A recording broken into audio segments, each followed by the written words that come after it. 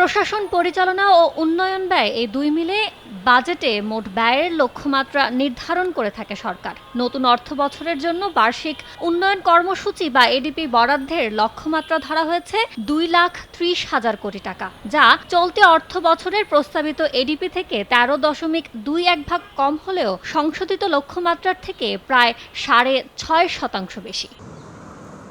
সীমিত সম্পদের সর্বোচ্চ ব্যবহারের দিকটি মাথায় রেখে অন্তর্বর্তী সরকার নতুন অর্থ বছরের জন্য এডিপির লক্ষ্যমাত্রা নির্ধারণ করছে বলে মনে করছেন অর্থনীতিবিদরা। আমাদের আসলে প্রকল্প বাস্তবায়নে গতি নিয়ে আসতে হবে। যদি গতি আমরা নিয়ে আসতে পারি, ঠিক মতো অর্থ বাস্তবায়ন করতে পারি, তাহলে সেক্ষেত্রে হয়তো যতটুকু অর্থ বরাদ্দ করা আছে তো সেইটা আমাদের অর্থনীতিতে এবং সমাজে সুফল বয়ে নিয়ে আসবে। চলতি অর্থ বছরের জন্য বিগত সরকার এডিপিতে বরাদ্দ রেখেছিল 2,65,000 কোটি টাকা, যা সংশোধন করে 2,16,000 কোটি টাকায় নামিয়ে এনেছে অন্তর্বর্তী সরকার।